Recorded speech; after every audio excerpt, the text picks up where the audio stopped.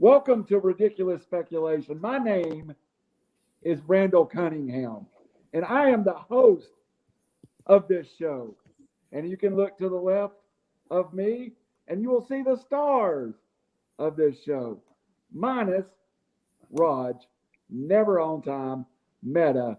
He's going to hear it to the day he actually shows up on time. But welcome to Wednesday at 9 o'clock, National Signing Day, ridiculous speculation. And we're going to unpack a lot on the signing day. I don't know how prepped you guys are, but as a former employee of Rivals, one of my favorite days of the year. Shane, how much time do you spend on signing day? Not as much as I should, probably. You can get intertwined with all these 4-star and 5-star and blah blah blah blah blah. To me, it's like once you get on the field and actually play in the game, you're the next man up to me. I get you're highly recruited, but that doesn't mean anything. It's a different game than high school. So to me, I never get too wrapped up into it. I'd rather see it on the field. So, there's some truth to that. And as someone who spent several years out evaluating players for one of the websites, I did discover that sometimes you're looking at a kid, Shane, and I would be looking at a kid and go, this kid's a 5-star. I don't even know if he could start on the high school football team I played on. Or you would go see a kid that was a 3-star and you'd go, that kid's a player. Matter of fact, we're going to talk about one of those 3-stars that I think is a superstar later on when we get to Tennessee. Robbie Davis, what was first of all, the fact that Tennessee went from 51st about 2 months ago to 15th, 13th, or 16th. Great job for Josh Apple today. Yeah. Well, Randall, let me ask you a question real quick because you just brought up a point that I don't know. I know, and I follow basketball recruiting a lot more. I follow football recruiting. And in basketball, so much of it is they're ranked partly on potential and their size and what they think they can become because they spend so little time in college. Is that the same in college in football recruiting, or is it pretty much what you do on the field? Great question. Let's start there. Here was the criteria I was given as what a 5, 4, 3, and 2-star was. Let's start at 3. Now, you hear people say, well, he's a 3-star. He's no good, whatever. When you evaluated a 3-star, to earn 3 stars, you had to look at a kid and consider him a 2 or 3-year starter at the Power 5 level. So if you looked at somebody and you thought, that kid needs 2 years in a weight room and he could be a starter at Alabama, that was a 3-star athlete. Also, you had to have a qualification of a Power 5 offer to be a 3-star. If you looked at a kid and he only had Marshall, South Alabama, the most you could give him is a 3-star. More than likely, they were going to group him as a 2-star. A 4-star was called an instant impact player. Walks on campus, can play special teams, NFL quality, potential to be an impact player day he walks on campus. 5-star was a kid, regardless where he went, he was a day 1 starter.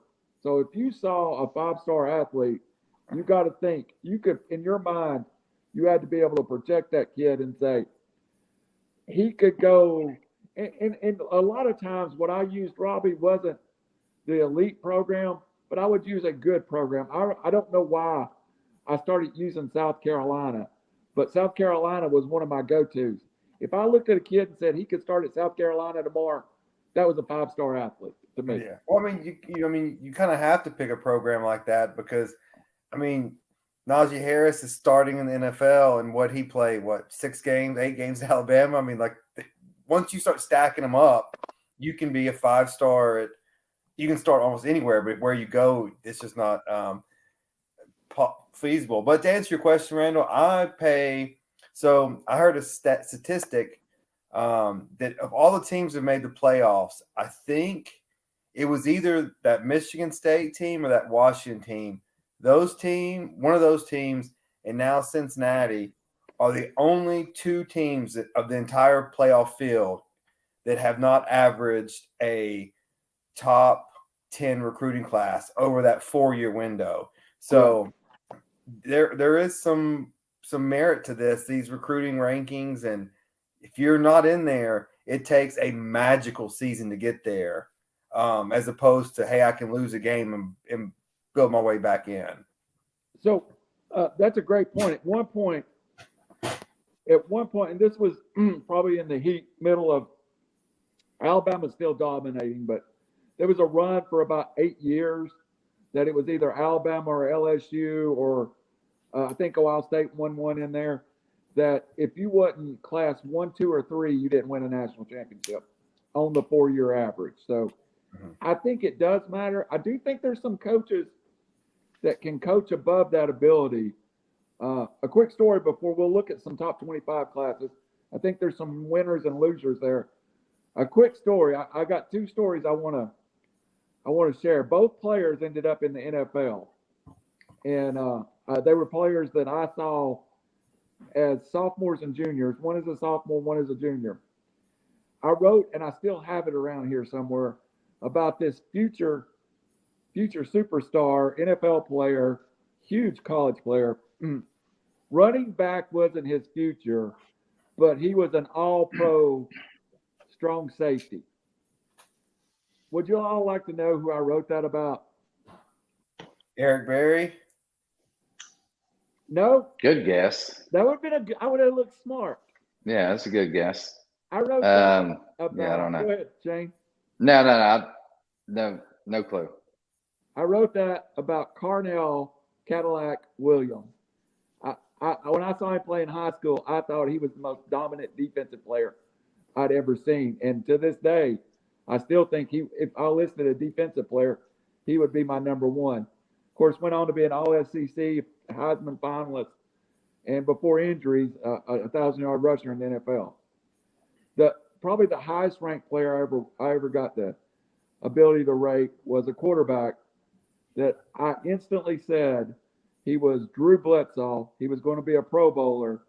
He was an impact player, and Tennessee had in their pipeline probably the best high school player I'd seen in the last 10 years.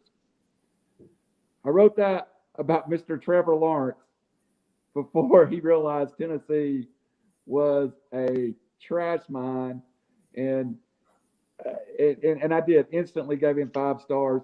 When I went down there that night to Cartersville, his family, I wore a Tennessee hat. His family was like, "We can't wait to get to Knoxville. We can't wait to be in Knoxville. Trevor loves Tennessee. Trevor bleeds Peyton Manning." It's all about when a kid's 16 years old, what you think may happen may not be what happens. You have all those stories about kids that grow up as a fan of one team, ends up somewhere else. Have you ever heard a story that just of recruiting that caught your eye, Robbie or Shane? No, I mean, I like I said, I've never followed it that close. I mean, I know there's been, who's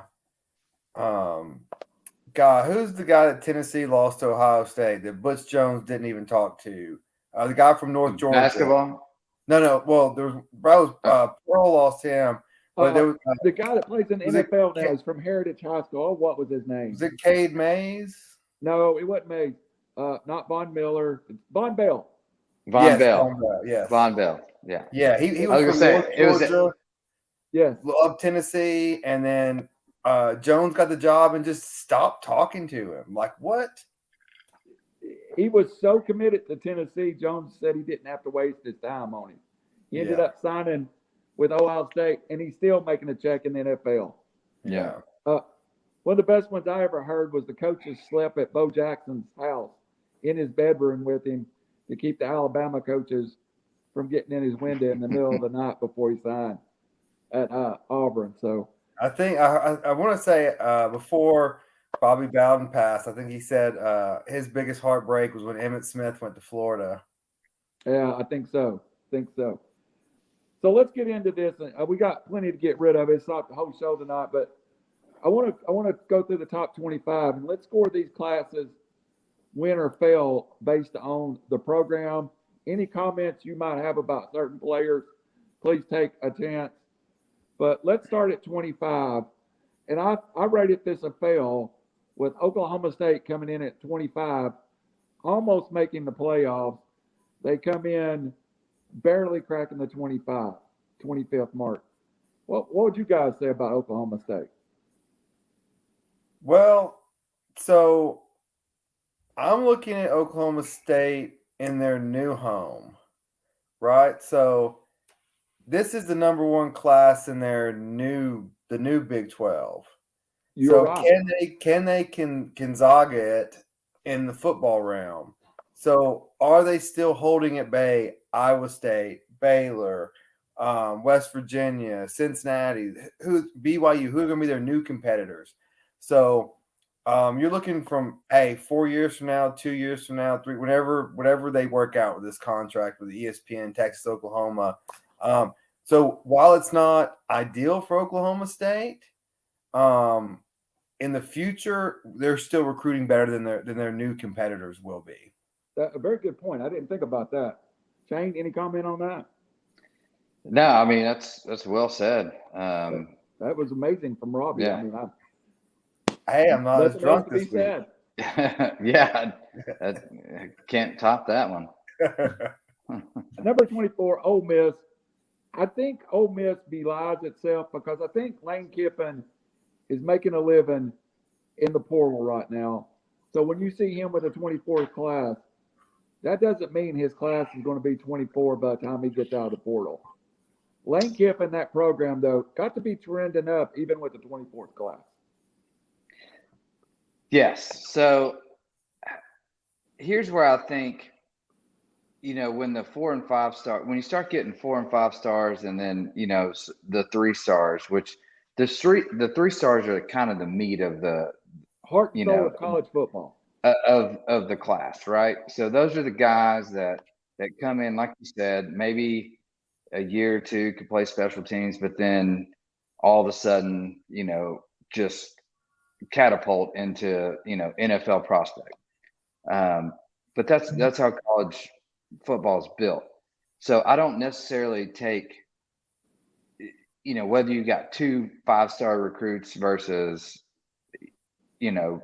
18 3-star guys, necessarily a big jump in, relativity to the recruiting aspect. So I really think with like you said, with the portal aspect of things now, this is a whole new world, guys. Like we have not seen this world yet.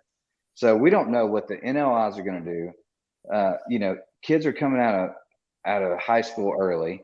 We've got people transferring, as the wind blows right now to other schools. So I think a lot of coaches are going to have to start playing the game a little different with a couple extra scholarships and openings for transfer guys, people coming up early, things of that nature. So I don't know. I think Kiffin's going to be fine. He's always done well. But this is a whole new ball game that we are not aware of. Robbie, excellent point. Class 23 is South Carolina.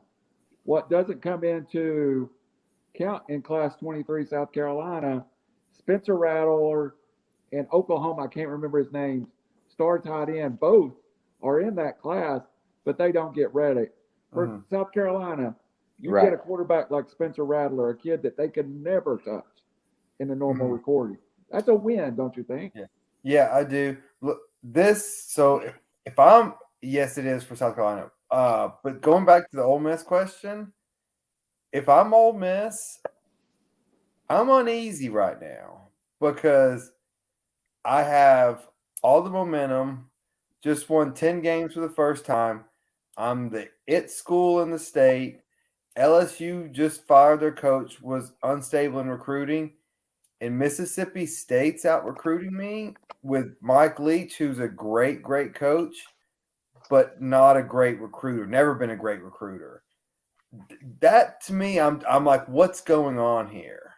Why is this? And yeah, it may be that Lane is counting transfer portal players because yes, you guys are right. It's a scholarship count number, and you don't. And that's what's weird is like you're like, hey, I may have 50 open. I may have 20 open. I don't know. You don't know what's going to happen. Who am I recruiting from other teams?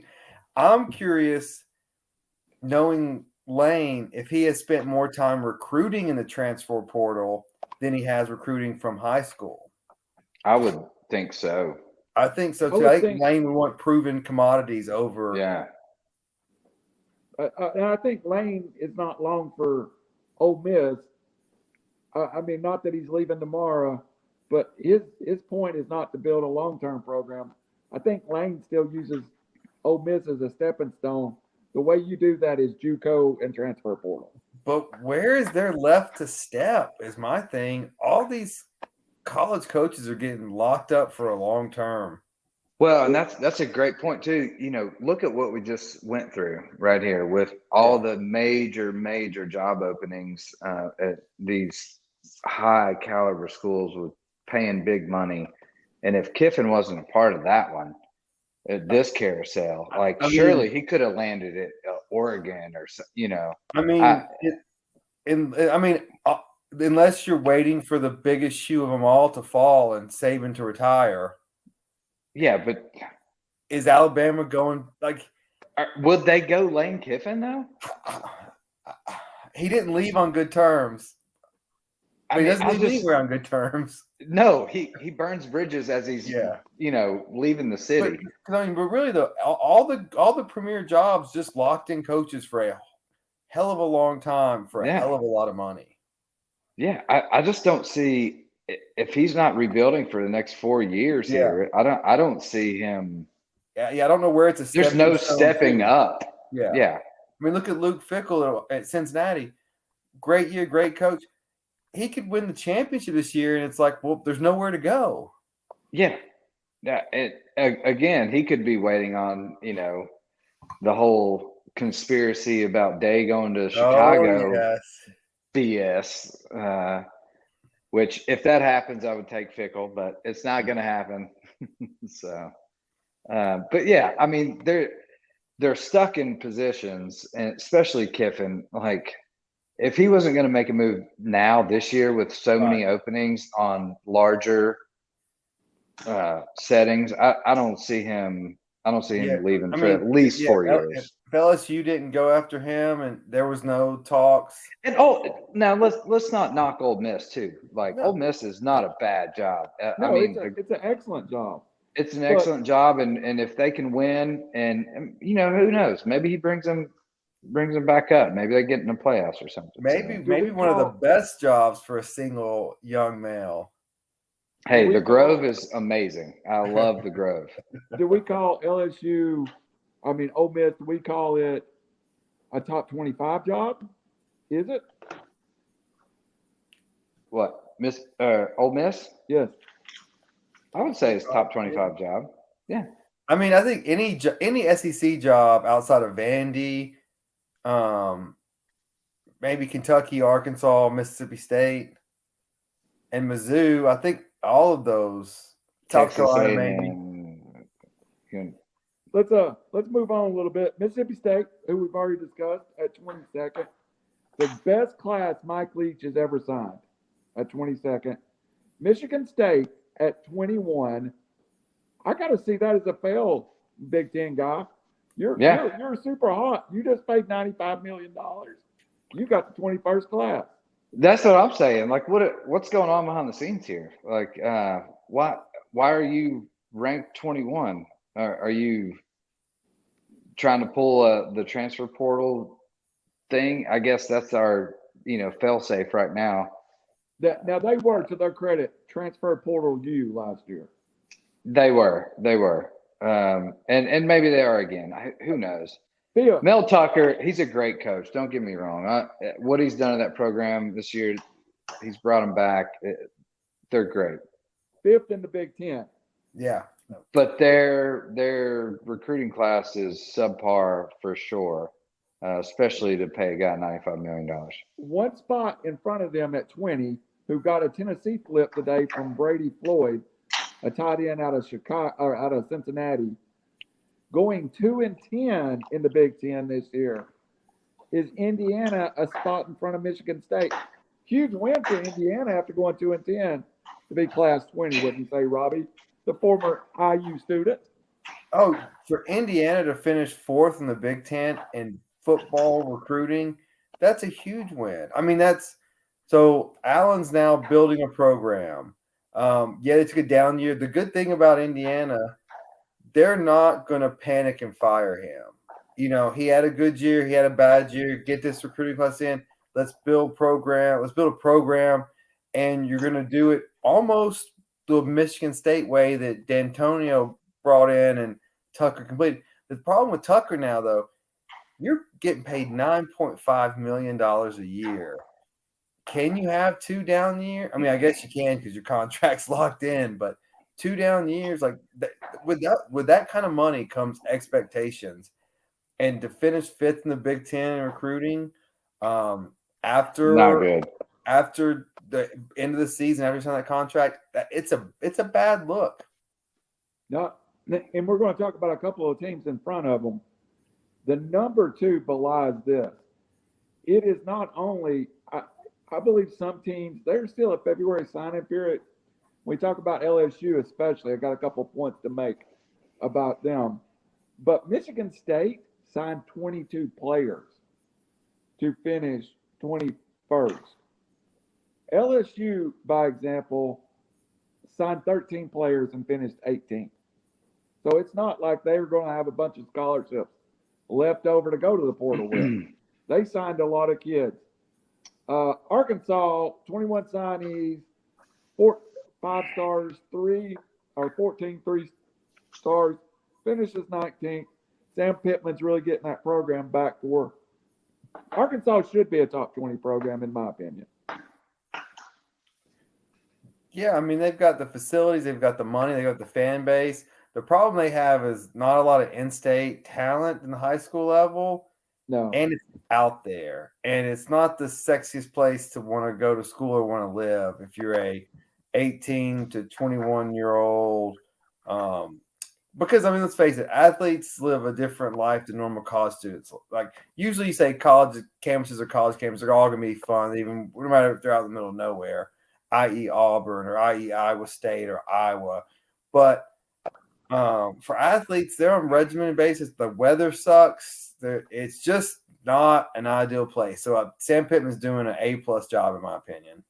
One of the best things for Sam Pittman's tenure at Arkansas is Tennessee has been unable to go to Memphis and pull kids. If you give Arkansas a fair shot at Memphis, it helps their program. Because I think I've read 2.5 hours closer to Arkansas's campus than it is UT's campus from Memphis. Memphis is the holy grail for UT in football, basketball, but like it's in state, but it's so far. It's so much closer to 6 schools in the SEC than it is to Knoxville. Like much it's closer to Alabama. It's close, right? Yeah, like it's just Alabama, so hard to get them. Yeah. Vandy, Alabama, Auburn, Arkansas, Ole Miss, Missouri. Just to make a quick statement, Raj, our 4th comrade, is late for his late meeting, which was 8:15, he said, and it is now 8:26. So just to put that on record. Okay, for Raj. The next 2 are my biggest winner and loser of the day. And you got to go through it. Well, I won't call him my biggest winner. My incomplete award goes to LSU. Here's why LSU gets it incomplete. They signed 13 kids, 2 5-stars, 4 4-stars, 7 3-stars. But there is a ton of talent in the state of LSU or state of Louisiana that did not sign. And it's a group of kids, 5, 6, really high-rated kids. And the story that's breaking over the last few hours is they're waiting to see what staff Brian Kelly puts together before signing with LSU. So while LSU sets at 18, nobody has the ability to go from 18 to 5th like LSU does rarely right now. Robbie, you've said it. The state of Louisiana is stacked with football players. Best job in college football. Yeah, I mean, this is a coming off a horrible season, a coaching change, and they're light, but they are loaded, and with more to come. Like, yeah, just wait. People are holding out to see what they do. I wouldn't be surprised if they jump into the top 7, 8 in February. Absolutely not. Rod, welcome aboard, Mr. Mehta. It's good to be here finally. We're rating some of the classes where they finish in the top 25 for recruiting, and if it's a win or if it's a lose for them. As Robbie just said, LSU, even though they finished 18th, the potential to finish up the year at 7 or 8 is definitely there. Biggest loser of the day to me had the number one player in the nation committed, had a top 75 lineman committed. Both, one flips to Jackson State, the other one to Tennessee. Florida State, come on, he's got to be in trouble. You don't lose the number one recruit in America to Deion Sanders and Jackson State, do you, Robbie? So this was whoa. When I started getting notifications of this, like, what is this real? So I'll give you. So Florida State's my number 2 loser of the day. But yeah, that was just I don't know if they left their foot off the gas or what. But yeah, to lose it to Jackson State, and I know Barstool had some stuff to say about that with the $1.5 million reported deal. So I don't know if the kid's going, hey, I'll be there for a year. Maybe I don't know what people's finances are. Hey, if you gave me $1.5 million, 18 years old, I'll go. I'll play for whoever. But I don't know if he's a one and done there and then transferred back. But because rumor was FSU gave Mike Norvell the contract extension to sign this class they thought they had, and then for it to disappear or get crushed like this, and a public embarrassment. Firing Mike Norvell on Twitter was trending like it was bad for them. So, but they're my second biggest loser. I'll get to my first biggest loser. Hopefully, we'll talk about them next. It was right there for them to be a top 6 program. They were trending with the Texas A&M, the Alabama, Georgia. Florida State, Raj, is it a program that can rise above this, or are they doomed for a decade of mediocrity similar to Tennessee went through? I mean, just like Tennessee and USC, they've been in that sub-mediocrity phase. They keep trying out new coaches, and it doesn't seem like Norvell is the guy either. Travis Hunter, he's 6'1", 165. He's smallish, no doubt. And I hate to be that guy, but I'm sure there's some money involved. So he is going to be people call him a generational corner. He wanted to learn from the best, and that's prime time. But to answer your overall question, yeah, I think it's going to take a Lincoln Riley type hire, a coach from a super successful program to get them back, not a Memphis or like a Power 5 type thing. Before we move on. Ah, crap. Eli Ricks is going to Alabama. Son of a goat. SC really wanted him. Modern day guy. Ah, crap. So SC only signed 7 players today. Is that what you expected? Or were you thinking they had a chance to? I mean, I know they went in 50-50 battles, and it seems like they won a couple today, but they probably lost more than they won. Lincoln Riley was only there a few weeks, though.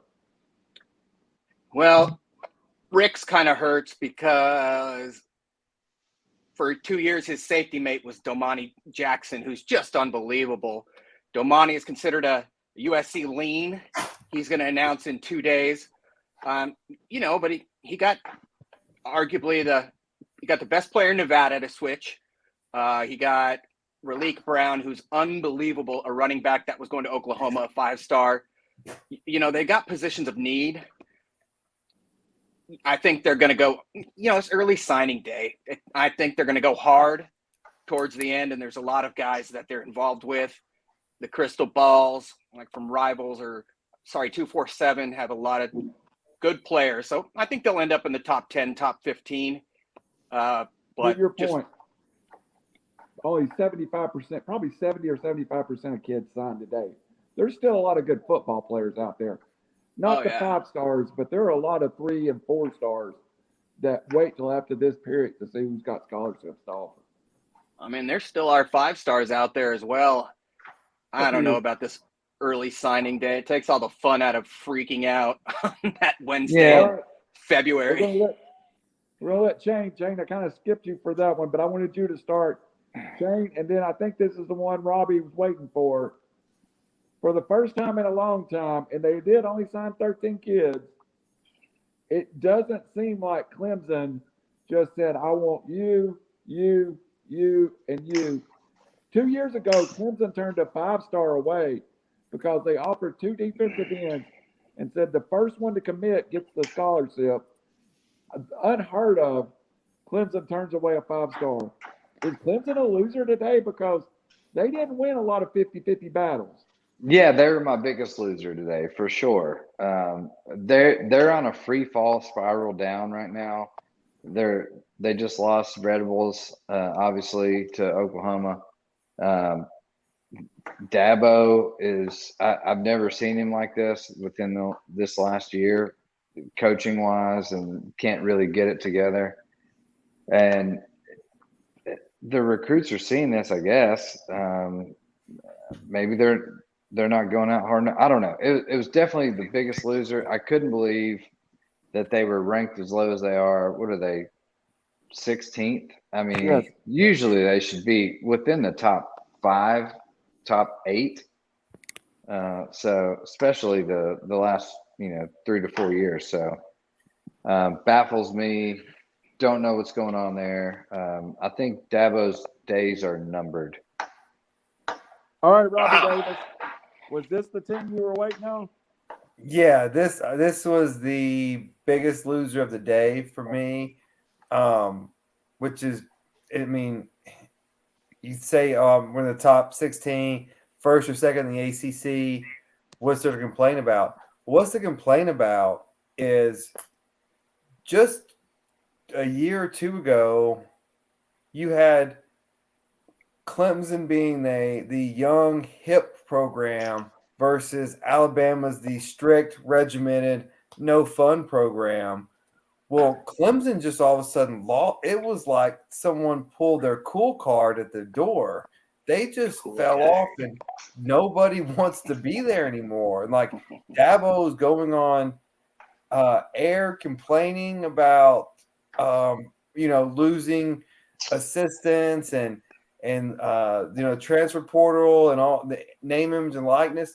Man, you are do not be a dinosaur. You may not like it, but there's no putting the toothpaste back in that tube, buddy. You got to adapt. And he sounds like somebody who not only is not going to adapt, but doesn't want to adapt. And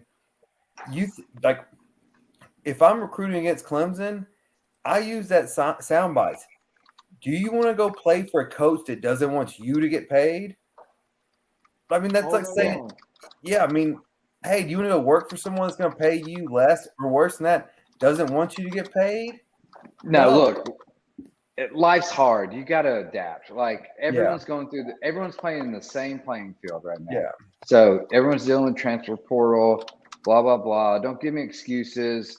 Don't whine and complain. And, everyone's losing people left and right, whether it be coaches, players, whatever. Like you said, adapt, make it happen. If you can't, there's the door. Let's go. Yeah. I don't know if his days are numbered, but I will say he probably raised some administrators' eyebrows with some comments he's made. I mean, what do you think they give him? 2 years tops? So, and I don't know if he's an NFL guy. I don't know if NFL even wants him. Like, I don't know what he does. Like, I don't know what his deal is. I don't know. So, 100%. I don't know where he ends up, but I'll put it this way. For the first time in the last decade, I saw a crack in Clemson, and let's see how he fixes it. And I think publicly it was a black eye to Dabo, exactly what you said. We all live in a new world. Do you remember that movie Draft Day where Kevin Costner offers the trade and then he answers the phone back and says, "That was 30 seconds ago. That's a whole new world." Yeah. It's a whole new world, Dabo, in college football. Realistic. Raj, Pac-12, huge winner today. Someone I've been waiting to recruit at this level. David Shaw and Stanford lands a top 15 class. Huge win today for Stanford. Yeah, and quick note, when I said SC was going to finish top 15, I was thinking the 23 class, which they're already loading up, but you're right. The timing of Lincoln Riley was surprising because, yeah, he had 2 weeks and pretty much everyone's gone. Stanford gets a particular type of kid. Usually they're cerebral. I don't want to stereotype anyone or presume that people that don't go to Stanford are not smart. But, yeah, it's interesting that Shaw was able to do very well, including a guy that USC really wanted, David Bailey, the linebacker out of Mater Dei. Mater Dei is the number one team in the country. They're a powerhouse. We're getting some more guys to go to SC, but still, these guys are going to other, Alabama and whatnot. Can't blame them there. But Bailey is a stud, and he signed today. I know Ernest Cooper did huge. Well, actually, he needs to put on weight. I'm looking right now. Whatever he did, it's working this year. That's a big class. I know they needed a lot of kids. How many kids is that? 21. 21. Yeah, that's 7. a lot of kids. And Oregon's depth. the second Pac-12 team with 12. That's a big gap. Yeah, 7 SC's four-stars. roster's in trouble. SC needs depth, and we are going to be scouring the transfer portal. But yeah, it's that's interesting. 21-12. I didn't realize that. But maybe it's one of those years. I don't know. I did read up on the transfer portal rules and just get your comments quickly. Tennessee lost 30 to the transfer portal last year. They can only bring in 7. You can basically shift 7 roster spots every year in the transfer portal. So it's not like you can go unlimited and pull kids in. You have to have available scholarships, and you can basically replace 7 kids a year. So you can't go get 24 out of this transfer portal. Plus kids that transfer, right? Because Lincoln Riley has told a lot of players basically, you're not playing here. And thank God he did. And so there's about 8 or 9 guys that have left that are in the portal. So is it a 7 max? Because you get 25 and 7. Well, how can a team like Tennessee theoretically fill their roster then? Super seniors. Now, understand that's portal transfers. There's still graduate transfers and just standard transfers. Like Joe Milton right now can't, and this was what brought this up. Joe Milton cannot enter the portal again and just go somewhere else. If Joe Milton leaves again, Tennessee, He goes to Canada. I'm just kidding. he has to go as a regular transfer and all that comes with that. Academics, set out a year, unless you're a graduate. And like Joe Milton may have come to Tennessee as a graduate transfer. If he did, he can hit the portal tomorrow. No big deal. But there's some rules to the portal I didn't realize.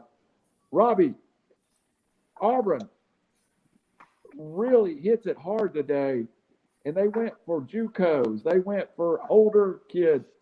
Brian Harbison feels some pressure to win now, does he not, at Auburn?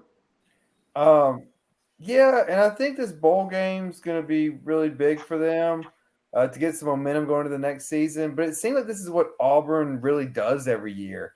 There's a lot of late guys that are on the fence, and for whatever reason, they feel more comfortable at Auburn. I don't know if it's because they're a lot of small town guys and they just like that atmosphere better. But it just seems like every single year Auburn gets a late day signing day push. One thing you will notice too, and we don't talk a lot about this. Let me get back to y'all. If people would quit texting me, you can get a prep school year if you want it out of high school.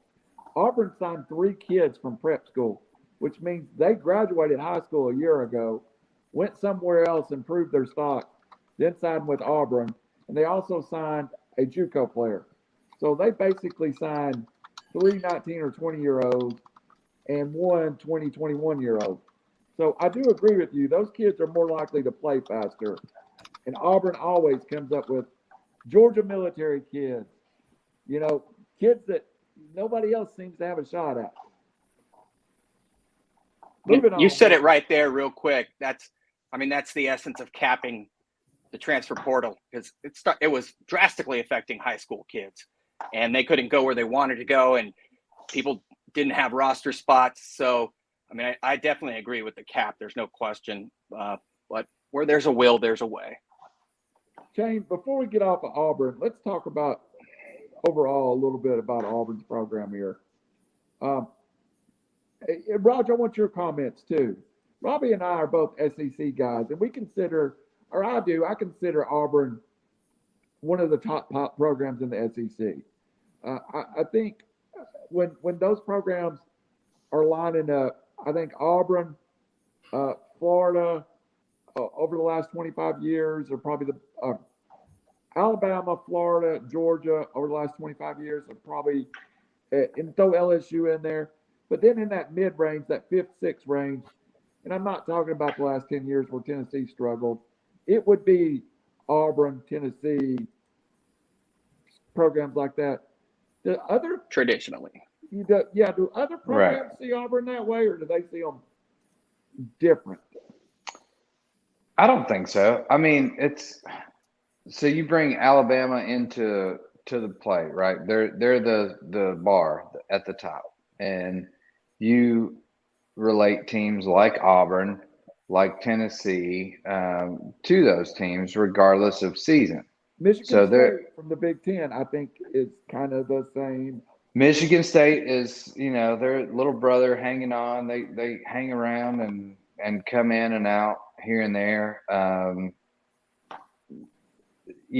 Obviously Michigan has been dominant over Michigan State for a longer period of time, but Michigan State, yes, they've been one of those teams.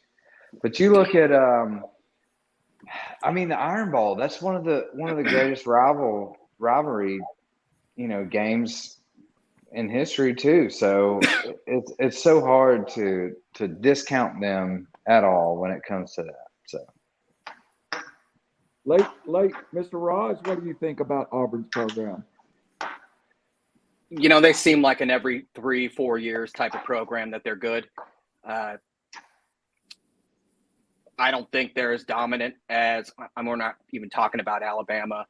Traditionally there are players that, I recall, obviously Bo and some others, but I don't see them as, this is just my opinion, my perspective, as a power team traditionally.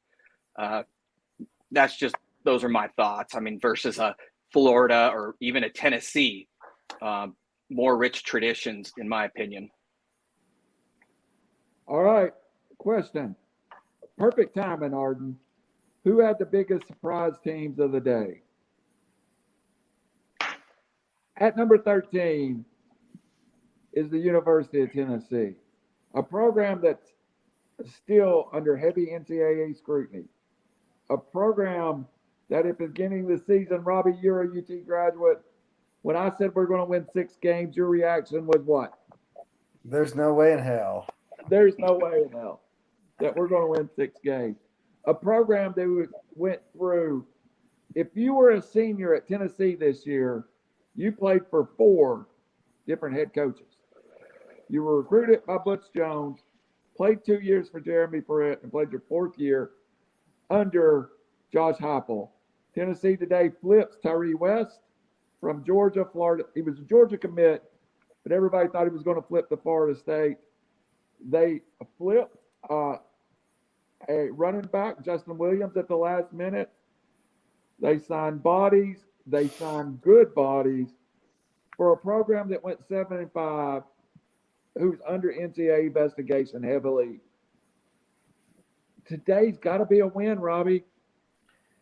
Oh, today's a win. We're asking was the question who's the biggest surprise or who's the biggest win? Were we answering Arden's question? Because I consider Tennessee the biggest surprise. We're talking about Tennessee. Okay, so just Tennessee, win or lose? Yeah, no, Tennessee's class. Just go back to the normal. Oh, okay. Oh, Tennessee's class. Yes, this is a win. This is absolutely. So, questions. Heupel's hired. Can he coach in the SEC? I think he's proven that he can. Now in his first year recruiting, the SEC is brutal. They finished 13th in the nation and 6th in the SEC. That's brutal. But he's still, if he can take that team and win 7 games, give him talent, then I think. This is, and I've been down this road over and over and over again. Nothing more. But I do think the future is bright for the Vols. How many 5-stars did Tennessee get today? No. 0. 7 4-stars, 13 3-stars. Exactly. But this is a team that couldn't sign anybody a year ago. So. Oh no, Heupel's amazing. He won with that team. They were, Hendon Hooker. The only question I have with the guy is how did Joe Milton win the opening day job? Because Hooker looks like an NFL prospect down the line. He's an amazing coach. I would have gone with Auburn, like we talked before. They were flipping dudes from Alabama, LSU. They got the number 1 JUCO. That's pretty impressive. They got a very good quarterback. We're not going the biggest Bo surprise. We're talking about UT's class right now. Why? I thought Randall had said question. he was talking about essentially the biggest surprise today. Surprise. Yeah, Rob, you're a freaking attorney. Pay attention. You said we're talking about Tennessee. Oh well, You're out of order. Well, I'll tell you. I'll go back to my biggest holding you in contempt. Yeah. No, the dude can coach. He can coach on the moon. I can't believe what he did with all those guys gone. There's no doubt about it. And if he wasn't fired a few years ago from Oklahoma, I thought he might be one of the guys going there. And that's going to be the question, because it's obvious he is a great coach. He's young, just like Dan Lanning that, went to Oregon. Somebody's going to poach him. Or, is Tennessee going to win enough that their status and they can restore that tradition that they had where they are a top 3 job, top 5 job, because a lot of guys are vaulting away from them. All right, Robbie. Well, not a lot, but a few. Who was your biggest surprise? Then Shane will come up to you. I confused the situation because I thought Tennessee was my biggest surprise. Go ahead, Robbie. No, my biggest surprise was Missouri. To even see them in the top 40, much less number 12, with 1 5-star, 7 4-stars, and 8 3-stars. And I know this was a weird year. Missouri was loaded with talent, like the state of Missouri, but they still keep everyone in-house and sign those players. I'm really impressed. And I'm not even sure I even know who the coach of Missouri is. Missouri is going to be brought up. I love this comment. Again, a couple Rich here. I would take 23 stars over 1 or 2 5-stars. I think that's where Tennessee's at. It's depth and body right now. And build to your strength. Let me guess, at Tennessee. Yeah. Well, we talked about what's that the point a of little depth if earlier, the too. players suck? You can always All right. find depth, but Hold you on need just a quality second. depth. Shane's biggest surprise of the day? My biggest surprise is Kentucky. How the hell are they ahead of Tennessee or Missouri for that fact? 1 5-star, 8 4-stars, and 10 3-stars. 20 commits. It's Hell of a job. like hell This of a ain't job. basketball. Yeah. Hell of a job. That's a basketball school, right? But they're out recruiting these big time SEC schools. So let's go. What's going on, Kentucky? You guys just brought us through the top 10. Missouri at 12, Kentucky at 11. Recap a little bit. Good question here. Is Mel Tucker the best portal? Is Mel Tucker the best portal guy? Have we established that so far?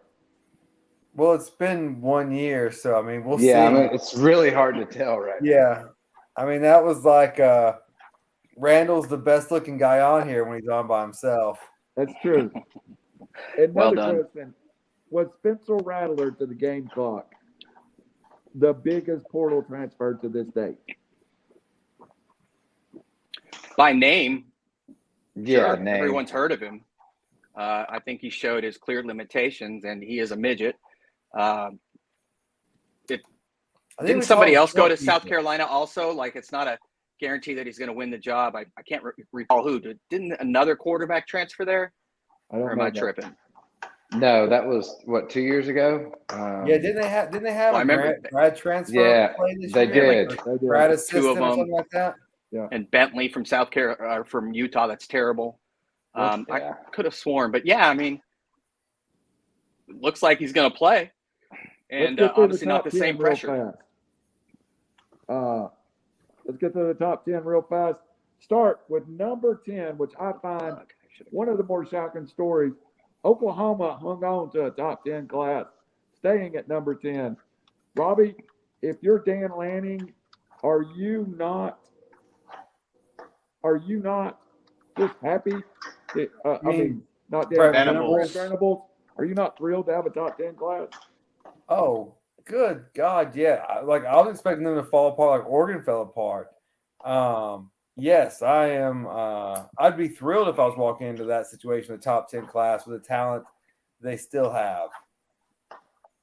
And the option of transfer portal and everything else. Like, I mean, that's a primo situation to walk into for Vegetables. Vegetables. George, What do I you know have, 1 love the week? Lincoln- Vegetables?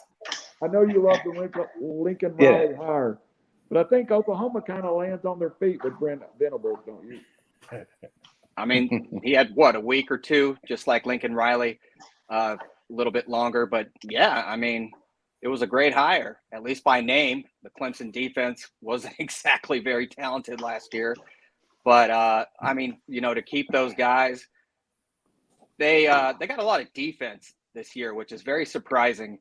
Generally, it's all receivers and running backs at that place, but yeah, I mean, few corners, few defensive linemen. And that's because of Venables, I'm sure. They're not going to lose those guys. Kids want to play for him. He certainly is the most well-known defensive coordinator in college football. And, yeah, that was just a great hire. All right, Shane, my Big Ten guy. Any comments on Oklahoma? But I want you to lead us off at number 9, too. So any comments on Oklahoma and then go straight into that school up north? No, I think it was, a great situation. Like I just interrupted everyone else and said earlier.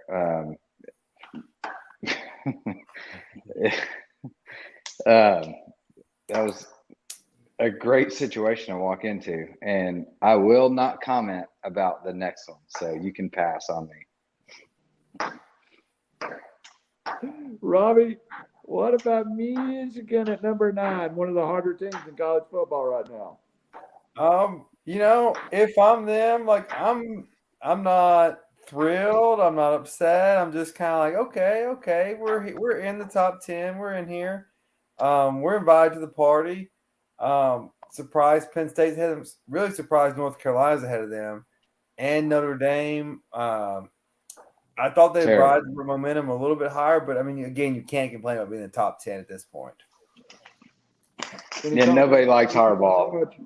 Sorry, I'm going to comment real quick. If man. I'm a white coming back. defensive lineman, that's where I'm going. That's like white DL University. Go ahead. Go ahead, Shane.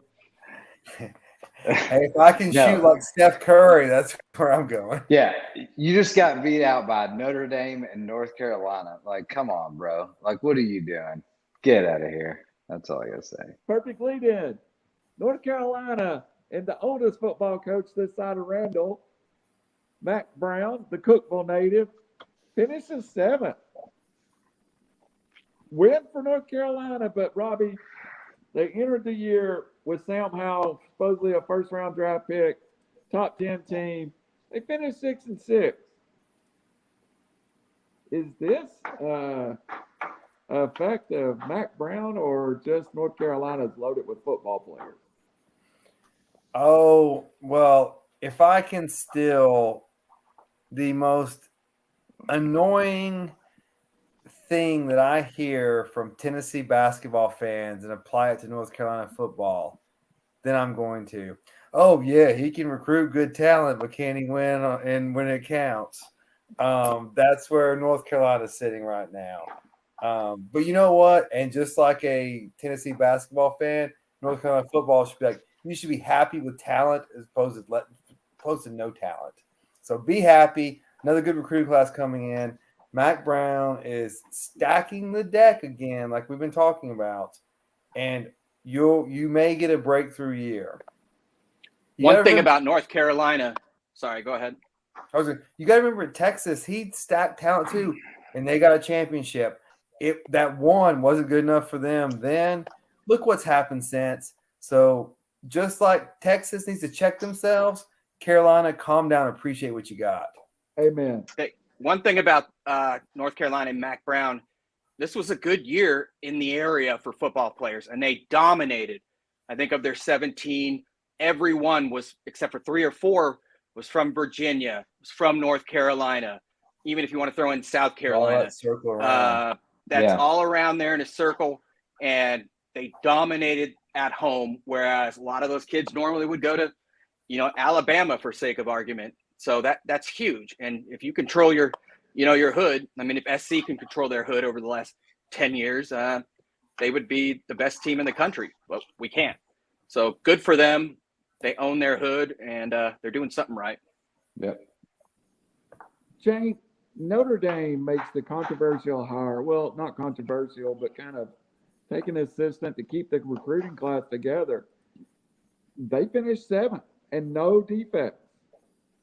No defect. Great hire then if you're looking from a recruiting standpoint. Absolutely. So he's one of those guys that reminds me of Randall. He's like a player's coach. Everybody wants to play hard for him. As soon as his name was announced, he won that locker room.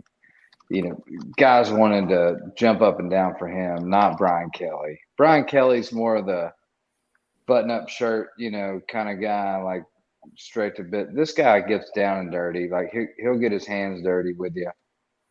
He'll get in there and he'll, hit some people, trying showing plays or whatever. Just like Randall, like I'm saying, it makes a difference when you can actually get in with kids and make them believe and actually get down and dirty with them. So I think it was a great hire. Now, coaching ability, he's a great recruiter. We'll see how he does on the big stage. But all-star hire, I think that was great within. It was definitive. It was quick. There was no question. It was cheap. It was cheaper. A lot cheaper than get one of those big name dudes. Come in from outside. At that point, some of the big names were gone too. So, but to keep things intact, look where they ended up at number 7 in recruiting right now. So, I think they're going to be fine. I haven't heard a whole lot about Notre Dame transfer portal. Yeah. Robbie, Raj, any follow up to Notre Dame there, or do you want to move on to my least favorite class? Well, I'll just say one. There's always worries when you ask lawyers, "Do you want to talk?" The answer is always yes. So I talked about Ole Miss having kind of that red flag that worries me. This is my second red flag of the day. If I'm LSU, why didn't people leave Notre Dame? Why? What? We just Good point. hired away this guy for $90 million, Good point. and they keep this class together that everyone stays. Everyone, what were they buying into? Because it obviously wasn't Kelly. And It so was that's me and my family. Sorry. All right, My convenient accent. I'm gonna have to take a small break. I'll be right back, and I'm not mixing a drink, but y'all go ahead, and we'll start with Raj. Discuss Penn State finishing sixth with James Franklin. I mean, he's obviously a better coach than recruiter. You know, I'm not a Franklin fan. There was talk of him going to USC. I don't think, Vanderbilt is one thing that was a long time ago, but there, again, a lot of things at Vanderbilt, including rape allegations, that he handled terribly. They did pretty well this year, but not as well. It seems like every year they underachieve, and they're ranked very high. And again, kids love the dude, but I frankly don't think, he can coach all that great. And, a lot of kids in Pennsylvania and Ohio is also a good year in those regions as well. So we'll have to see. They're Penn State's, for me, it's often what are people known for, what are schools known for. When you think of Penn State, you think of sometimes receiver like Godwin and Dotson this year, tight end, and linebacker, and they did well in all those categories. So and defensive line, I'm not really sure if what's the point of that, but if I'm one of those kids, I definitely consider it. But good area, good region this year, and good recruiter. Robbie, James All right. Franklin, I hate him. What's your opinion? Okay, so and this is a odd point to make, but I'm gonna do my best to make it. Cut out SEC history before Mark Stoops got to Kentucky. So forget Kentucky football before then. Kentucky at Mark Stoops is James Franklin at Penn State. They're going to be solid. They're going to be competitive. They're never going to win their division. They're never going to win the championship. They may get to some bowl games. They may look good at that, but they're going to recruit well. They're going to be competitive, but they're not good enough to get over the top. They're still not Georgia. They're still not Florida. They're still not. Maybe they are Tennessee, but Penn State's never going to be Ohio State. They're never going to be Michigan. They're battling with Michigan State. It's a tough division. And by the way, did y'all see the if you do the Big Ten recruiting rankings, just them, it's 1 through 7 East and then 8 through 14 West. The gap is huge. So Penn State is stuck in Kentucky land in football right now. Jane, anything to follow up on Penn State before we hit the top five? I shouldn't say this on air, so no, I'm Okay. not going to. Number five. I think we're already suspended for 5 days. We're at the holidays. Kick it for 10. Yeah. No, well, all right. So Penn State, coming from Sandusky and Joe Pa back in the day, and then this rape allegation in Vanderbilt, they apparently like to hire people that have no respect whatsoever for other people. So anyway, James Franklin # reckless speculation. James Franklin is nothing but a POS in my book. He's the worst human being. Like he is, I have a Go ahead. photo of him shooting me a bird too. which I'm Allegedly, really proud allegedly for all of that, allegedly reckless speculation, but well taken. allegedly. It's all allegedly. Yes. Number 5 is Texas. What can you say? More talent in the state than they could sign.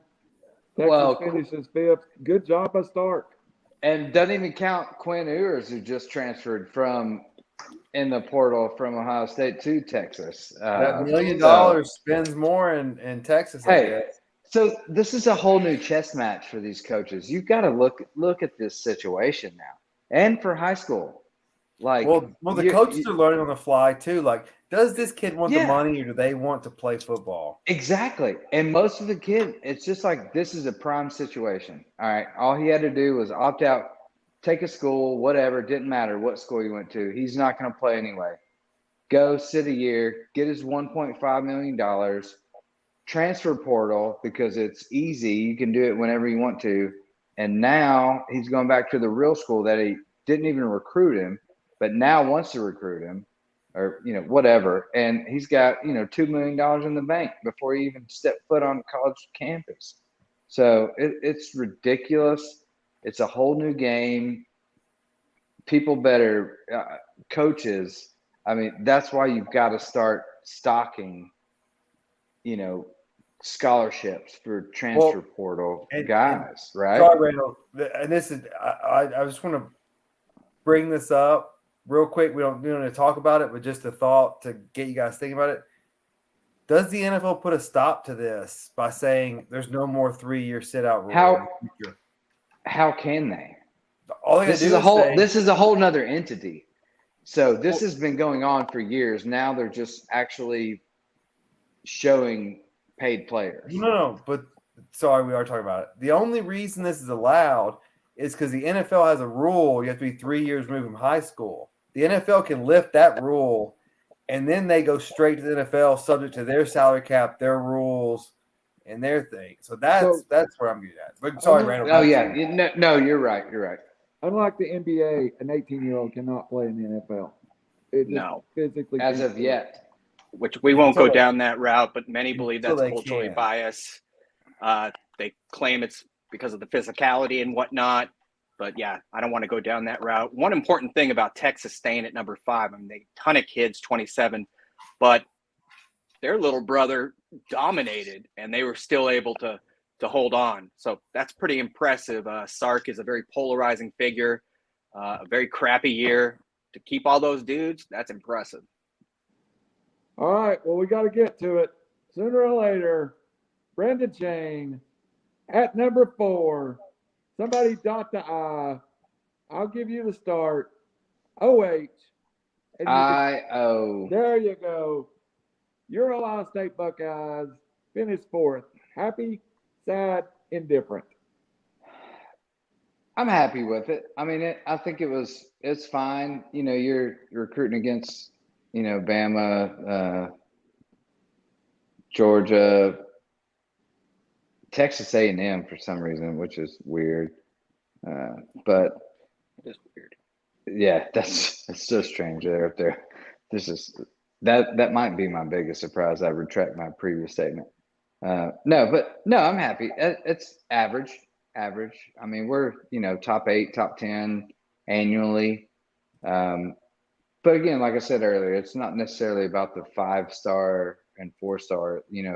The 3 stars are kind of the meat of the class, and so I'm happy with it. There were 2 5-stars in Ohio, CJ Hicks and Sonny Styles. Yeah, Those guys were easy Ohio State commits. Pretty quality class. Devon Brown, the quarterback from Corner Canyon in Utah. He followed up Jackson Dart, the USC quarterback.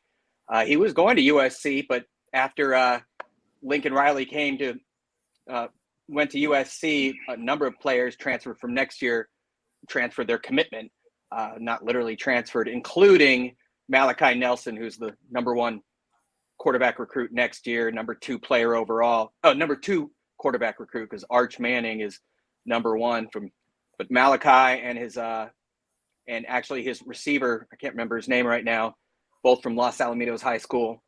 So Devon Brown was a great get for them. I'm not sure where their quarterback is at, their situation, again, with Ewers leaving. Who is their starting quarterback next year? I'm sure he's good. I mean, it is Ohio State.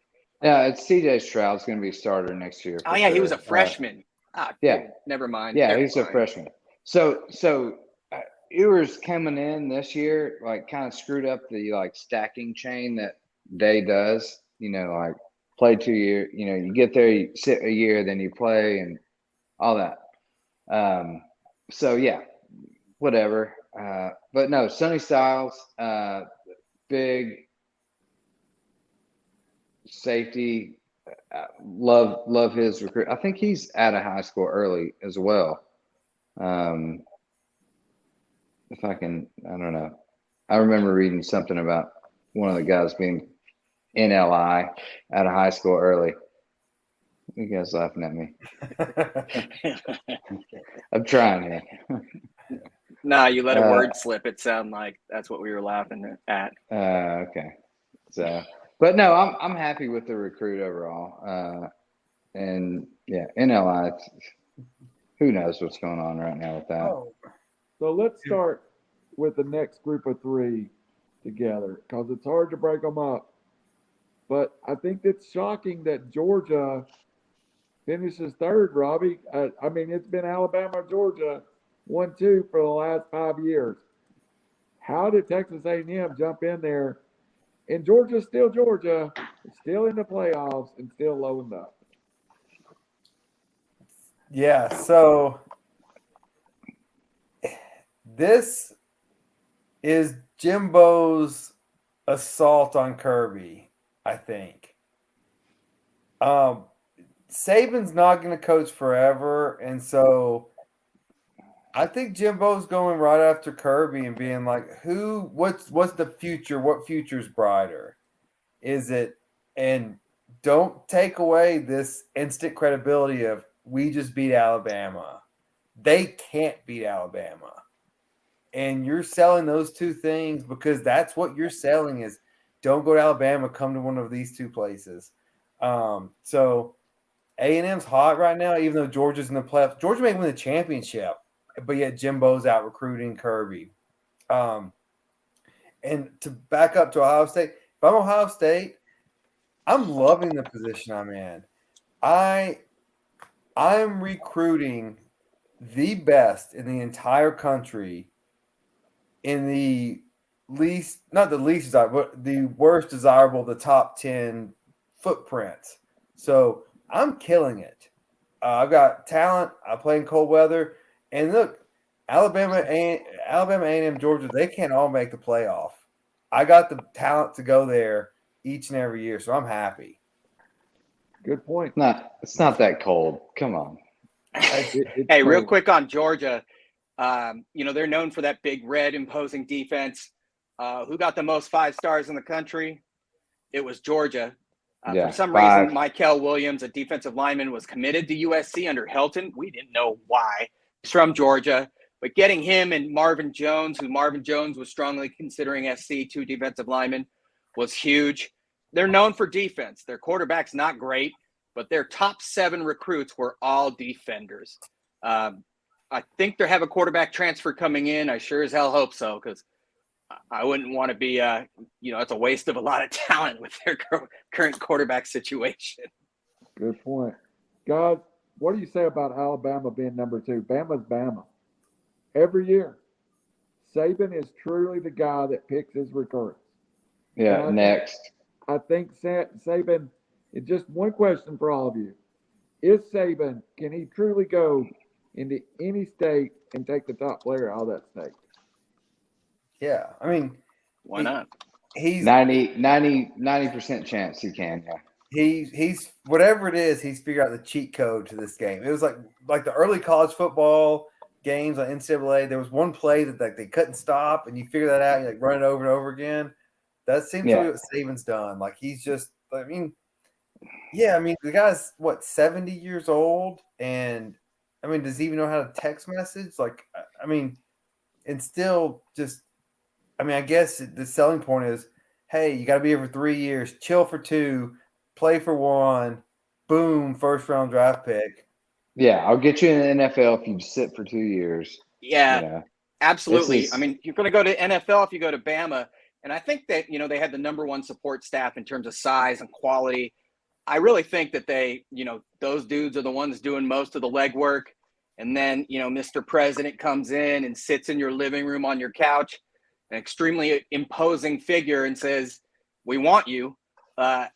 I definitely think the aura of Nick Saban plays into this. It really does. Because, Bama's become this is the biggest dynasty in the history of college football, in my opinion.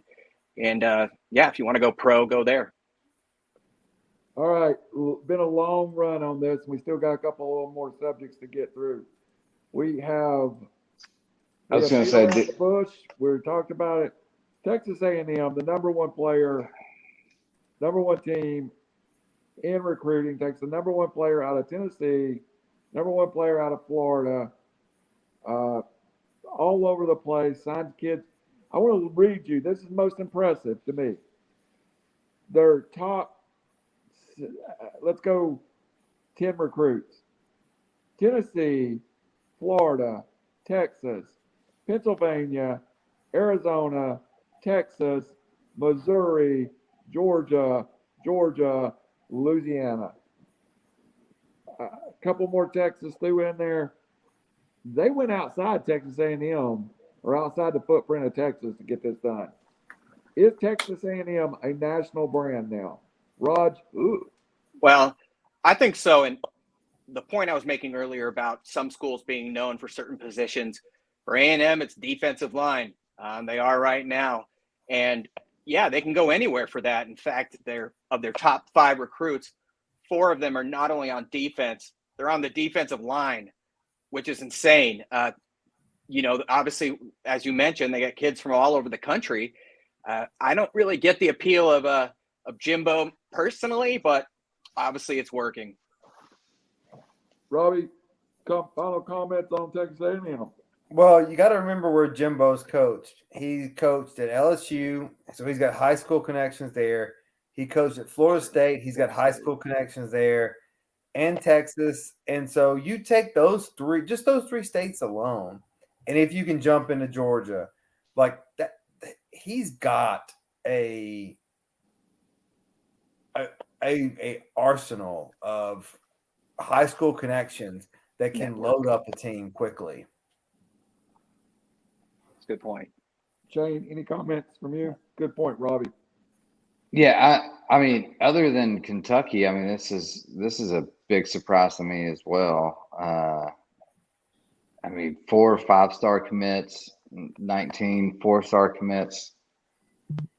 I mean, it's insane what they're doing there. So, like these guys said, it's kind of a destination place as well. So I think they're going to be fine, especially Jimbo is at the helm. Well, and Randall, real quick, and I just noticed this, and you can correct me if I'm wrong. This year there seemed to be a abnormally large amount of talent coming out of Tennessee, going elsewhere. Hopefully, Heupel can secure those borders as it comes through and get the talent to stay in Tennessee. This was he's proven it. I think he needed to prove himself, and 1 year with all the guys they lost.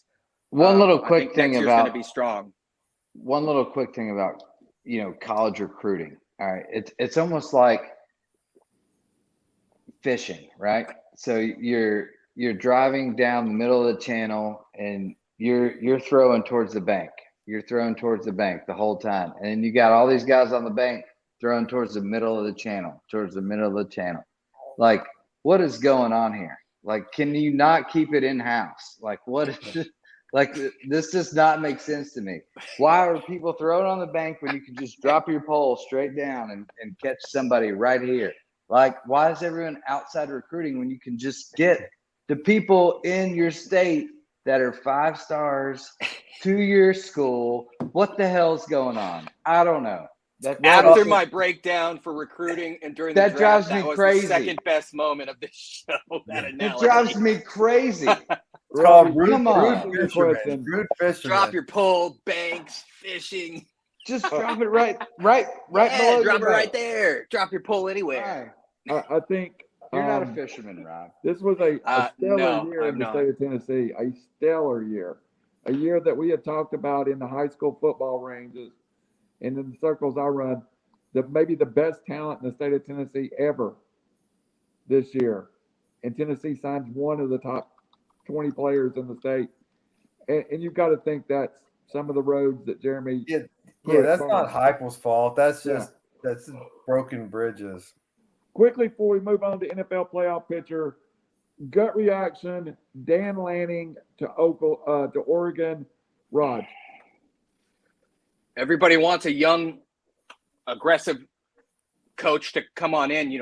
Oregon's usually known for offense, but Lanning was just a guy they couldn't pass up. He's 35 years old. He's considered one of the best recruiters in the country.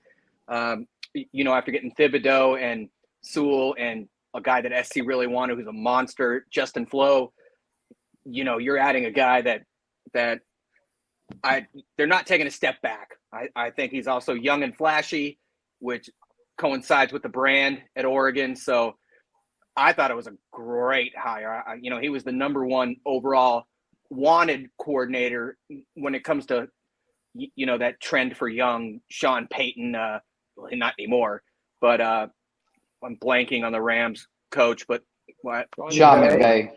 Thank you, McVay. It's very Oregon-esque, and I think that was a great hire. You showed up in the early when we went through our show notes at 8:45. We talked about Sean McVay. You'd know that. I would have forgotten. All right, Robbie, Dan Lanning. I'm going to give mine. I hate the hire. I don't think he's ready. Maybe I'm wrong. Maybe he goes out there and wins big. But you take a guy whose career is kind of been built at Athens, Georgia, and you paid him in Eugene, Oregon. Let's hope he's a relationship builder because he's going to need it. At 35 years old, scares me. No head coaching experience scares me. But you're right. His name was everywhere. So he was going to get a job. Robbie, your thoughts? I mean, it seems like they did the checklist, right? Did he work for Saban? Yes. Did he work for Kirby? Yes. Is he a good recruiter? Yes. Oregon's done this road before. Kelly was a coordinator. Helfrich was a coordinator. While Helfrich got fired, he went to the national championship game. Cristobal was a coordinator. You give charismatic people those resources at Oregon, it's hard not to be successful. They've got the goods, man. Like, if it's not SC and you're on the West Coast, then it's Oregon. And or vice versa. It's not Oregon, then it's SC. Like, those are the programs. And so, yeah, as long as that swoosh is backing you, I think it's a good hire. Hopefully he took the process and the process junior, and here we go. All right, Shane, anything from you on the hire? So is this smoke or fire? Like, are we looking at just because Georgia had the best defense this year? Like, is this smoke or fire? I don't know. It's hard to say. Pretty big contract though. I mean, 4.6 a year and 35 years old, unproven. I mean, God, where was this, 10 years ago when I should have became a college coach. You do look like McVay. Doesn't he look like McVay? Yeah, I will admit I did not know who the Georgia defensive coordinator was until he was hired at Oregon. Right, but that's what I'm saying. Smoke or fire? Like, what have they really done? So Georgia's record? Like, this is what it's all coming down to, right? Like, what have they done defensively? Yeah, looks okay on paper. I don't know. I don't know if he's the right guy for the job. We'll see. Oregon is, no offense, Raj, a little easier probably to navigate through than than Uncle staying. Phil, Nike U. Yeah. No, they've been doing well. Interesting though, with Georgia, a lot of the coordinators get hired. They've named co-defensive coordinators, one of whom is Will Muschamp. The other Schulman, I think that's his name. So that'll be interesting. If Georgia's defense is number one again with all those kids going there, does Will Muschamp get hired again? Because his reputation was not exactly stellar in the SEC. So let me tell you what we've learned off of this show. we've learned next year during National Signing Day, we'll do an hour and a half special because we booked a whole show and we just now finished National Signing Day and we're out of time. But I have one more topic I feel we must get through, and I think it's huge. Right now, and it's not really about the playoffs, but New England is the number one seed in the AFC, followed by The Titans Titans. at 8-4, the Ravens at 8-4, the Chiefs at 8-4, the Chargers, the Bengals, and the Buffalo Bills would all qualify for the playoffs. Just outside is the Colts we left for dead, and Rogers, Vegas Raiders. Stop. They're Indeed. done. In the The Colts are in the playoffs. no, by this they're outside looking in. Wild card. Yeah, No, we got 7 teams now. Yeah, They're in. the Colts are the in. 17 would be They're the the Buffalo sixth. Bill. The 7 Colts and are the 6. 6th seed. The Yeah, they're the 6th seed because Cincinnati Buffalo's been Bengals are the tanking. 6th seed. Let me No. my article. One, Wrong. 2, 3. What are you Go to looking at? ESPN.com. December ESPN the ranks 9th. them according to the tiebreakers. Cincinnati 9, Cleveland current. They're all Yeah. 7 and Oh, hush, 6. let me get on the Colts right are line. 6 seed. It doesn't 7 and matter. Buffalo, 6. Colts, Chargers, you're right. Ravens, You're right. Chiefs. So then Of course, What are you looking at? yeah. AOL.com? ESPN, Where's your article from? The Sporting News? AOL. December the 9th. Green Bay is the leader in the NFC, followed by Tampa. Arizona, it falls from first to third based on their loss. The Cowboys, Did you say you were looking at an article from December the 9th? yes. The Rams, Do you know You how know- to work the internet? the 49ers, You know, today is the 15th. and the Redskins. It was the one that popped up. I'm sorry. I was fishing right here by my boat. If you were No. on 15 minutes beforehand during the show notes, we know would have that. taught you how to use the internet. Yep. So, going through, handicap the AFC, NFC in your opinion, Raj. In terms of my favorites, Yes. I mean, the Chiefs are back.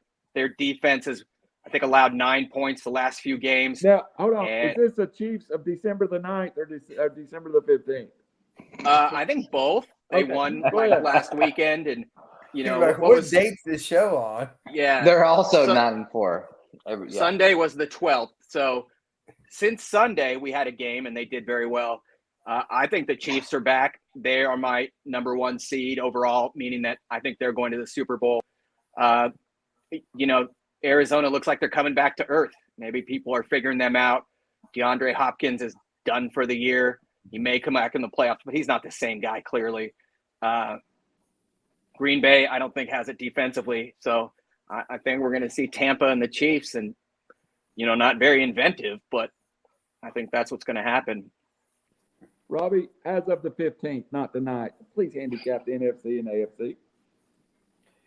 Let me go big picture. Whenever the NFL went to 7 teams in the playoffs, I thought I was going to hate it. Man, I've grown to love it so quickly. Everyone's still in it, and so As you will. Hold on. Were you not the guy that just killed 16 playoff spots in college football? No, I was going to say just 8. As Just- 8 playoff teams Yeah, he was. in college Yeah. football. He Now was you want last week. bigger, more. Let's gamble on more. Let's go. Okay, go ahead. These kids are getting paid. Um, 13 teams in the AFC are 6 and 7 or So- better. so are the 13 college- teams So are the involved college kids. in the playoffs. College Don't make me 13 do it again, people. Brandon. Don't make me get suspended again. I like getting you riled up a little bit. But yeah, no. So I love the 17. Everyone's still in it. AFC, yeah, I agree with Raj. Kansas City's kind of setting themselves apart, but man, New England's got an easy road, and but New England, I think they get a good playoff spot, but rookie quarterbacks, I don't care how good Bill Belichick is. Rookie quarterbacks, things speed up in the postseason. So I don't trust Mac Jones yet. I think he'll get there, but not yet. Titans, man, it's still in the 2nd seed, but just we don't have any players. And NFL record for the most people on a roster, Titans 2021. Yeah. yeah. And counting. And so yeah, I think the Chiefs are my 1A team. I'm not giving up on the Chargers, though. I picked them in the preseason. I still think they've got the talent to get hot. NFC, man, that's as wide open as it gets. Green Bay, you got Tampa, you got Arizona. I think the Rams are still dangerous. Those 4 teams, give me them any day of the week. I'll flip a coin on them. My thing though, if I'm a playoff team, or especially as it gets closer to playoffs, I seriously think about going back to virtual and saying, because hey, I don't know what the NFL is going to do, but they're saying the show's going to go on. You can't risk a quarterback getting COVID or getting infection. So I'm saying, hey, we're in shape. Train on your own. Stay away from the building. We're going to have availability because it may be the best ability. To Robbie's point, and Shane, I'll come to you. The only team eliminated in the NFC is the Lions. And right now, the woeful Atlanta Falcons has better than a double-digit chance, 10% chance of making the playoffs. I don't get it, but I mean, 11 teams in the NFC are 6 Yeah. and 7 or better. The 11 teams fan bases have hope. That number is 13 in the AFC. isn't Yeah, that number, the Falcons. Isn't that number like 11 in our fantasy league even? So, change. So everyone would have hope. Yeah. No, Brandon it's and I actually Yeah. don't have any hope. We're at 0. so Okay. uh That's impressive for Atlanta. no chance that the Bucs are not there right now. Like Ooh. Tom Brady is, I mean, he's leading the league in passing. I mean, what is he, 43, 44? He's killing it. Like, this guy is the most cerebral quarterback, along with the talent to match, that I've ever seen. He's a GOAT. He's not going anywhere. So I've got the Bucs by far over Packers. Rodgers and his, immunization can go on somewhere else. And I'm going to man, it's going to be tough between the Pats, the Titans, and Chiefs. Ravens, I don't think will get there. Chargers, I don't think will get there. Colts, they're overplayed. What makes you think the Titans will get there after the biggest loss of the year, no doubt, meaning Derrick Henry? Well, one, because I'm a Titans fan. I knew that Two, Good I point. knew that one. yeah. So, hey, no bad publicity is, whatever that saying is. Well, you So, pissed anyway. on your You phone. told Did me you tell once. everyone you were in a golf tournament today? No, I listen. hope you mentioned that. I didn't. So Explains a lot. if Henry comes back, that's the only reason that we're up there. If he doesn't, no chance. Fair. But I really do think that the Patriots are in prime position right now. I mean, Belichick versus Brady, who doesn't want to see that? My Tough to win in New England in January, man. That's to your My point. point I agree exactly. with Rob on the But QB. he's the greatest coach. Like, and Mac Jones, what he's doing, I mean, I think it's pretty damn good right now. So would it be the highest rated game in NFL history, the Pats versus the Bucs? I mean, I'm intrigued by this. Am I the only one? I mean, that's the Super Bowl. They already I played want. each other, didn't they? Yeah. That's hard to say, highest game in history, but The lead up would make me barf. All the talk and publicity. It was already gross earlier. So I really hope that doesn't happen because I can't freaking take it. Yeah, they played earlier in the year and it was an ugly game. It was 19-17. So please, God, please don't let that happen because 2 weeks of this crap will make me jump off my roof. Yeah, so I agree. Like I think the lead up shows will be highly rated than they'll be because people want, like, people that care about those things want their opinions and like they want to hear people. But I mean, if you don't watch the Super Bowl, then do you even know who Brady and Belichick is? And do you even care? I mean, probably know who Tom Brady is because of Giselle, but like, you don't care about, like, I don't know if you bring any, I don't know if there's any storyline that brings more people into the NFL or into the Super Bowl, I should say. Because I mean, everyone watches the Super Bowl. Like, if you don't, you just don't know. Like, you're in that own weirdo world. Who's Giselle? Weirdo world. Yeah, yeah. All right, guys. That So we're running late, but we right now. First of all, we got to ask everybody do 3 things for us: like, share, follow us on iTunes, follow us on Facebook, follow us on Facebook. That's where we're at. Please just follow us. We need following. In 2022, we have some huge goals, and we need you to start like, smash, follow. We get 1,000 viewers, and some weeks we'll have 400 or 500 on YouTube, and we got 23 followers. So you're out there watching, hit the subscribe button so we can get some credit for it. The least you can and do. we're all really old. You can tell by the Facebook and whatnot. Each of us will give $100 to any kid that can do a good job putting us on TikTok and all that jazz, because and whatever else is there, Twitch and whatever. So $100 each. That's 400. Who wants it?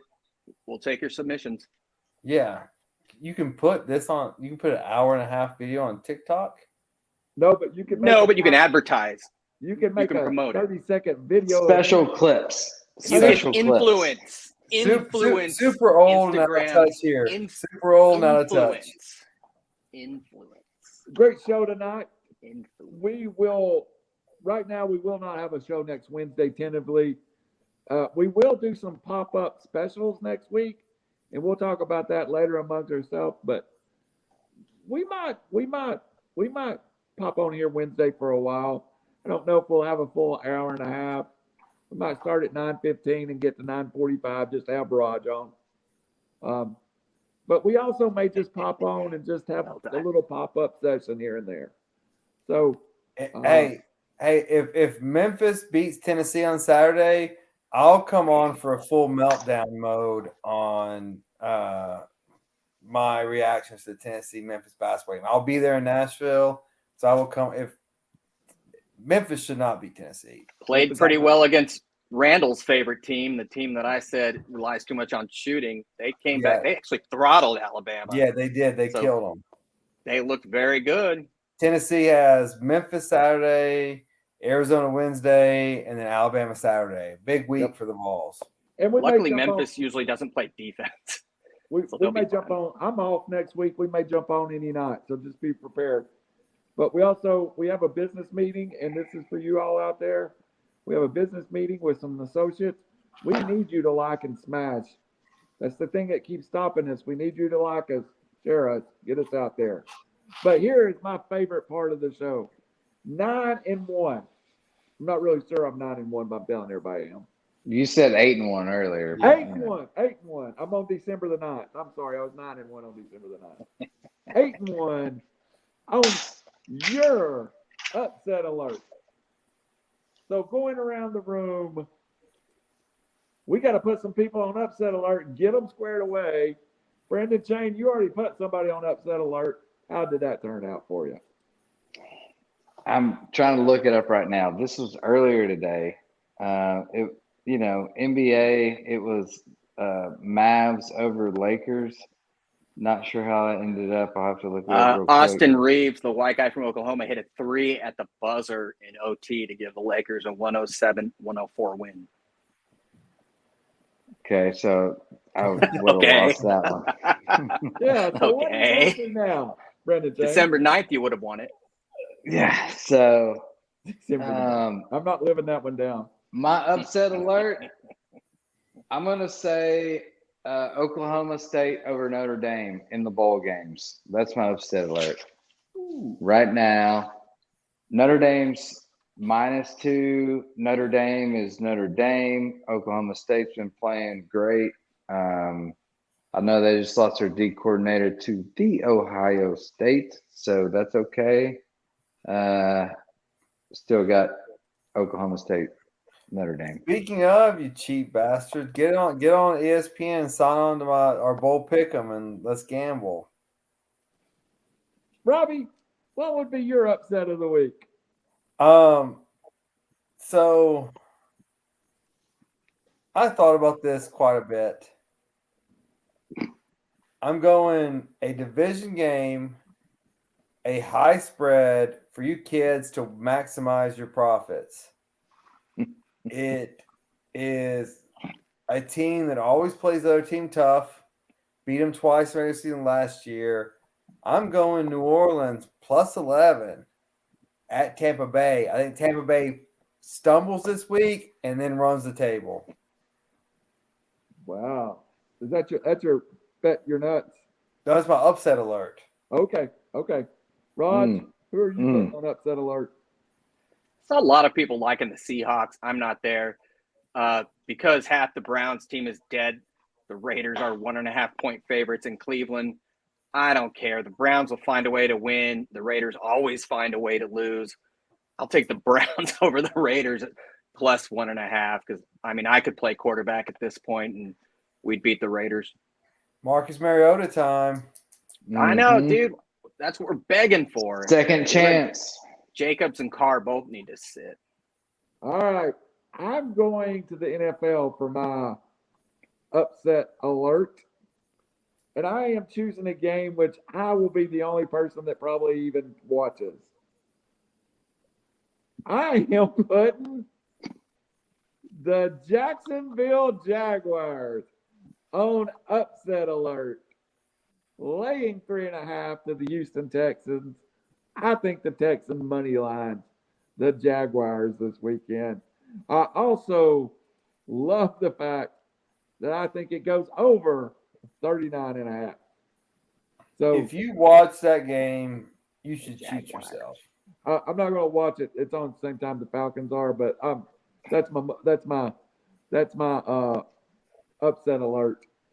I'll go first on your bet. You're nuts. You know what, Randall? We could come on here next week and you could say you won, and no one would even know what the score of that game was. No one would even know what teams you're talking about. And nobody cares. Nobody rallies the troop like Urban. Hey, we could get as big as PTI, and no one will know what the fucking score of the Jaguars and Texans game was. It wasn't me for once. It's always Robbie. The Wasn't only reason we're suspended is because of Robbie in his comments. So I'll start with my bet. You're nuts. I'm going to stay in the NFL, and I'm going to go do a Saturday special, and everybody's going to care about this game. I'm going to go money line. The New England Patriots beat the Indianapolis Colts at home. Money line Patriots over the Colts. That is my bet. Money line. Raj Mehta? First of all, what do we set the over? Randall just recently said Jaguars. Versus Jaguars. Let's set the over under next week at 4 in terms of words that Randall pronounces weird. There was another few earlier. He is our noble host, and he does an amazing job, but some of the pronunciations are pretty weird, and I love it. Maybe it's just because he's from like the 60s early on time, and I'll give you credit. Maybe he's from the 40s. But yeah, my guarantee bet you're nuts is tomorrow Duke minus 21 against woeful Appalachian State. It's not football. Full exposure, full admission. I something's wrong with my brain tonight. Disclosure. I don't really. Thank you. Full disclosure. Jesus, what's wrong with me? You've been hanging out. College football lines are usually given out the day of, and my betting apps are all on my phone. So this is one of the few lines I can see, but I was going to take it anyways. Duke minus 21, Appalachian State tomorrow. ESPN you know what? 2. You hang out with me long enough, you'll be eating pork rinds and saying words funny. Watch yourself. The irony is, I think I just mispronounced Appalachian or is it Appalachian? Appalachian. The guy that's been at the golf course since early this morning, Brendan James. My upset, bet you nuts. Well, it's not really upset. Bet you nuts is Ohio State beats Kentucky in basketball on Saturday. Let's go. Is that a game in Columbus or in Lexington? I think it's in Lexington, actually. Or is it a Yeah, it's in Lexington. Also, Wow, I'm going gonna there. Bet your That's nuts impressive. before Robbie goes. But that's my bet your nuts. Let's go. 115. Nah, man, it's in Vegas. It's one of those showcases, the Ohio State Kentucky game. It's irrelevant. Yeah, erroneous. We're going to the little box school of people that can't Pay read. this man his money. Yes, exactly. So is UCLA, North Carolina. Was your schedule on December the 9th or the 13th? Right. Neither. That's the 18th. Yeah, it's the 18th. Robbie Davis, 13th was Monday.